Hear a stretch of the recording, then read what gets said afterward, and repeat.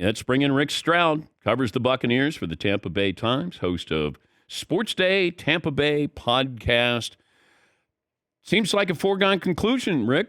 Tom Brady's playing next year. I guess the question is Tampa or the field? Yeah. Can I take the state of Florida?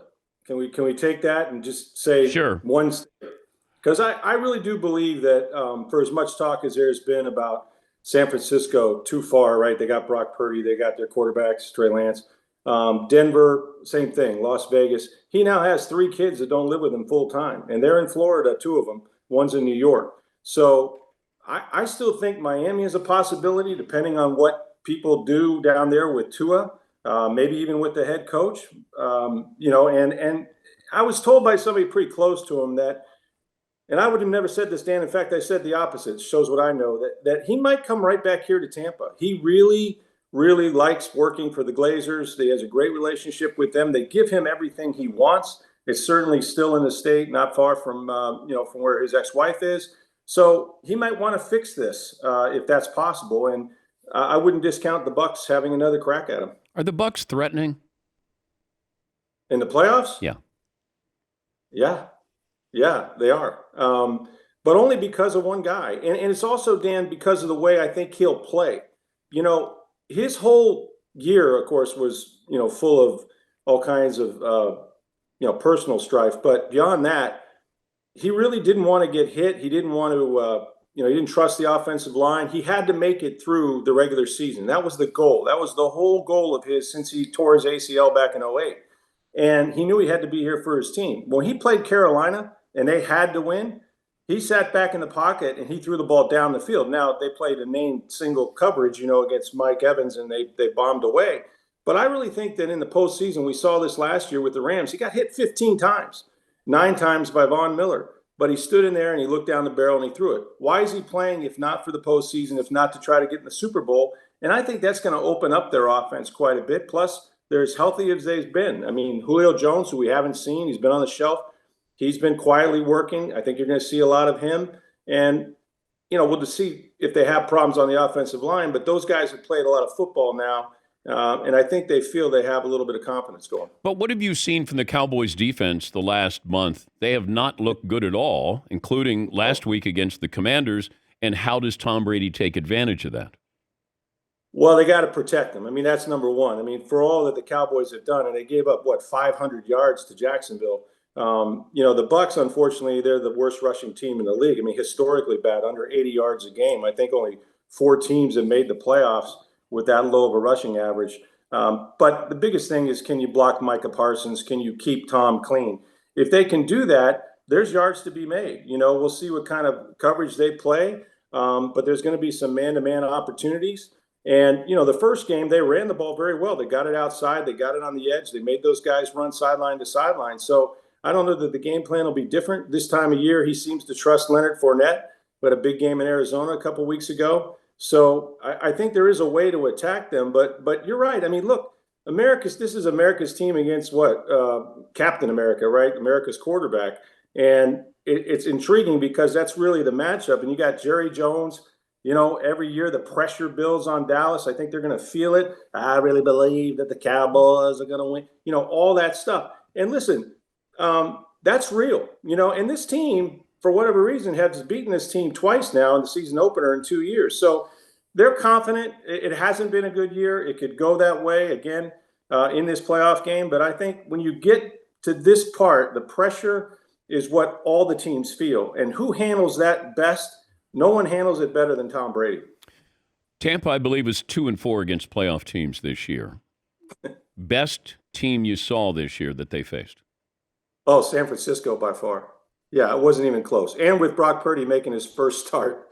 What's going to be interesting about them, and they're terrific. They have the defense. They can run the ball. The Christian McCaffrey deal was genius. I want to see what happens, though, if, much like Jimmy Garoppolo before him, if the 49ers are in a trail position in the fourth quarter and Brock Purdy has to throw the ball, down the field in a clock situation, is he going to be able to handle that? He just hasn't been in that position yet. So, but no, by far, San Francisco is the best team I've seen. Yeah, you start to look at these situations. I pointed out in the first few minutes of the show that we look at these matchups. We may not like the teams, the Giants and the Vikings, but that might Right. turn out to be a great game. The Chargers and Jacksonville, looking at the line, that should be a great game. Uh, you got Miami against Buffalo, not much of a chance there. You got Seattle against San Francisco, not much of a chance there. The one game you think that will take away from this weekend, talking about on Monday/Tuesday, is what?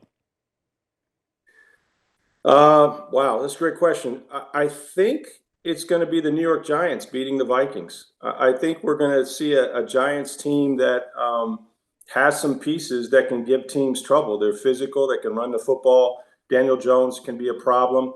And I just don't trust Minnesota. I don't know how you can trust a team with that kind of point differential. They're just up and down. And if that happens, then you have a situation where if the Bucs were to win, they'd be going to San Francisco. It could really throw sort of the playoffs into a loop. But yeah, I'm really interested in that Vikings Giants game. Trying to understand this quote from Lamar Jackson. I know that you cover more than just the Buccaneers. You cover the NFL. But he says, Yeah. I wish I could be out there with my guys more than anything, but I can't give 100% of myself to my guys and fans. I'm still hopeful we still have a chance.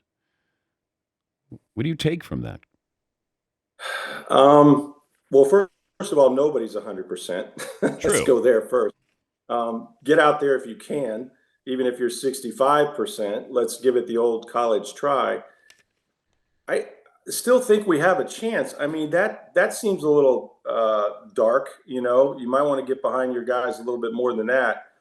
I don't know what Lamar Jackson's future is. I don't know. Do you hand a guy like that the kind of contract he's going to command? If you think that this is going to be a pattern, if you think that his style of play is going to put him in harm's way over and over again, it's a difficult decision. By the same token, who's out there, right? What position are you in to get another quarterback? But you have to be available for your team, and he's not. And this has been an ongoing saga week to week. So I don't give the Ravens much chance. And I don't know how this impacts their feelings about Lamar going forward. I think they have to sign him, Dan, but I'm not sure. Yeah, I think they're going to franchise him. I mean, I would still take a wait and see coming off this injury. Been injured the last couple of years, and he's got to look at Deshaun Watson's deal and say, I want mine all guaranteed. And they weren't willing to guarantee, there was like 133 out of $250 million. I want to leave you with this, and I want to take you back to last summer when we spoke, and you knew what was going on with Tom Brady and his family situation. But as a reporter, being respectful and also being in that market with Tom Brady and seeing him on a semi-regular basis, how do you kind of compartmentalize to go, I've got to do my job, but it's a sensitive topic of somebody who's going through a divorce, but it is affecting a football player and a football team and a city that you live in? It's a great question, and we wrestled with it not that much, though, because, again, I work for a newspaper and or a digital company or whatever they call themselves now, and it's journalism. And even celebrities like Tom Brady and Giselle deserve a certain amount of privacy. And furthermore, we kind of drew the line at, is there a document that says is there a filing? Is there something on paper that says this is actually happening? We knew kind of what the strife was, but it's, in any situation like this, it's totally fluid. You don't want to be first and wrong on this one. You have to be correct. And you also have to respect the process. There's children involved. And again, these kids, were born into this family and they're in the spotlight and commercials and everything else, but that's their mom, that's their dad. And so you have to be very careful and sensitive to that. We could see what was going on with Tom. He hinted at some personal strife, during the season about, I got some bleep going on, and we saw the weight loss and all of that. And we knew that he took time away for that reason. But aside from documenting those absences, it was really difficult to come out and say, well, this marriage is ending. And I had written stories and had them ready to go in the event that, that was proven. But without a spokesperson for one of those parties or without a document, that's kind of where we drew the line. And everybody else can answer for themselves. But I just think you have to be respectful of where the situation is and of everybody involved, not just Giselle and Tom. Yeah, I wrestled with that as well, but I kept going back to how I covered Tiger Woods. When all of this came out about what was happening with other women, I only care what happens to you, the golfer, the performer. If it took him off the golf course, if he didn't play in majors, or Tom missed practice, Tom did miss practice. Then, when I found out eventually, then I went, he's missing practice. Now it's a story. But prior to that, I couldn't do TMZ. I couldn't broach the topic. Yeah, and I think that's fair. I think when you see that it's affecting him on the field, and obviously this is the most prepared quarterback of all time, still might be if he just rolled out of bed and played, but he wasn't preparing the way he normally prepares. And I think it had an effect on his play. I mean, he didn't have the chemistry. He talked about, not getting enough reps with some of his guys. And I think that early on that was a story. Just look, after the Ravens game, Dan, he sat there, and no one had ever seen this. We talked to people in New England, but for a good 20, 25 minutes in full pads with his head between his legs at his locker, and Blaine Gabbert was talking to him. He had no response. The next day, the divorce was final. The next day, they filed the final papers, and so they had lost 2 games in 4 days. They were 3-5, and boy, you could see how the weight of that had affected him on and was affecting him, off the field, but on the field as well. So we wrote about that scene. But that's really all we could do. I just think that you can write about how whatever it is he's going through and wants to share is affecting him on the field, but without, one of them acknowledging it, I just didn't feel comfortable writing that was happening. Always great to talk to you, Rick. Thanks for joining us. Thanks, Dan. That's Rick Stroud, covers the Buccaneers for the Tampa Bay Times, host of Sports Day Tampa Bay.